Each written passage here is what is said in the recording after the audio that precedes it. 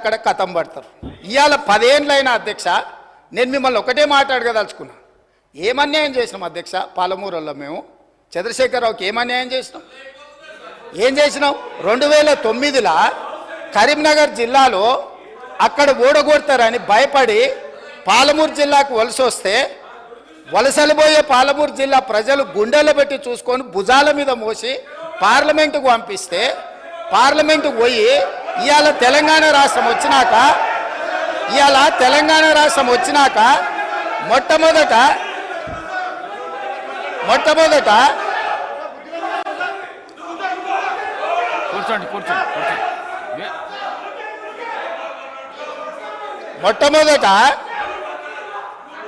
ఆనాడు ఆదరించి భుజాల మీద మోసి పార్లమెంటుకు పంపిస్తే, తెలంగాణ రాష్ట్రం వచ్చిన తర్వాత వచ్చిన తెలంగాణ రాష్ట్రానికి మొట్టమొదటి ముఖ్యమంత్రిగా వారి బాధ్యత ఏంది అధ్యక్ష? పాలమూరు జిల్లా ప్రాజెక్టులు పూర్తి చేయొద్దా అధ్యక్ష? ఈ రోజు కూడా ఉమ్మడి రాష్ట్రంలో ఏ అన్యాయం, ఏ నిర్లక్ష్యానికి పాలమూరు జిల్లా గురైందో, మా తట్టపని పారపని వలస బతుకులు ఎట్లున్నాయో, బీఆర్ఎస్ పార్టీ అధికారంలోకి వచ్చిన 10 ఏళ్లలో అంతకంటే దారుణంగా తయారైనవి.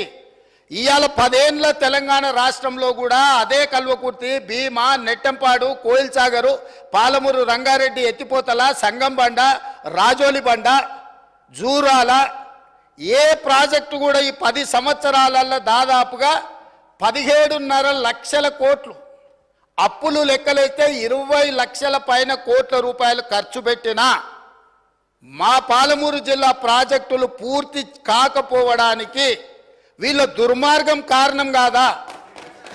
ఈరోజు రంగారెడ్డి జిల్లా ఆనాడు మీరు కానీ అక్కడ కూర్చున్న వాళ్ళు కానీ రాజశేఖర రెడ్డి గారిని ఒప్పించి ప్రాణహితలో ప్రారంభమయ్యే ప్రాజెక్టును చేవెళ్లకు తీసుకొచ్చి చేవెళ్లలో శిలాఫలకం వేపించి చేవెళ్ల ప్రాంతంలో రంగారెడ్డి జిల్లాలో 1000 కోట్ల రూపాయలు ఖర్చు పెట్టిన ప్రాజెక్టులను రంగారెడ్డి జిల్లాను ఎడారిగా మార్చడానికి మెదక్ జిల్లా వరకు నియంత్రించి ఇవాళ 3000 టీఎంసీలు గోదావరి జలాలు సముద్రంలో కలుస్తుంటే, సముద్రంలోనైనా గోదావరి జలాలు కలవాలి కానీ చేవెళ్ళకు కానీ వికారాబాద్ కానీ తాండూరు కానీ పరిగికి కానీ కొడంగల్కు కానీ గోదావరి జలాలు ఇవ్వద్దని కుట్ర చేసి ఈ రోజు అక్కడ కూర్చున్నోళ్ళు ఆ ఎల్ల అర్ధాంతరంగా అసంపూర్తిగా ఆపిన పనులను పరిశీలించడానికి మనం పోలేదా అధ్యక్ష? చేవెళ్ళ చౌరస్తలో శిలాఫలకం ముందర మనం నిరసన తెలపలేదా అధ్యక్ష? ఏం పాపం చేసింది అధ్యక్ష రంగారెడ్డి జిల్లా? రంగారెడ్డి జిల్లాలో భూములు అమ్ముకుంటారు, రంగారెడ్డి జిల్లాలో ఉన్న ఆస్తులు అమ్ముకుంటారు. ఇవాళ చేవెళ్ళ ప్రాజెక్టును మొత్తం నిర్వీర్యం చేసి ఇంకా సిగ్గు లేకుండా వీడికొచ్చి మేము వెలుగబెట్టినామని ఇవాళ వీడికొచ్చి మాటలు చెప్తుండ్రా? కాంగ్రెస్ పార్టీకి పోయినసారి 19 మంది ఎమ్మెల్యేలు ఉంటే 5 మంది 6 మంది అని ఎట్లా లెక్కలు చెప్తాడు అధ్యక్ష? ఇవాళ తెలంగాణ సమాజం మొన్న జరిగిన శాసనసభ ఎన్నికలలో కాళ్ళు చేతులు ఇరిసేసిండ్రు, అయినా మారకపోతే పార్లమెంట్ ఎన్నికలలో ఉరి తీసిండ్రు. గుండు సున్నా ఇచ్చినాక కూడా బుద్ధి మారకుండా ఇట్లా మాట్లాడు కరెక్ట్ కాదు అధ్యక్ష.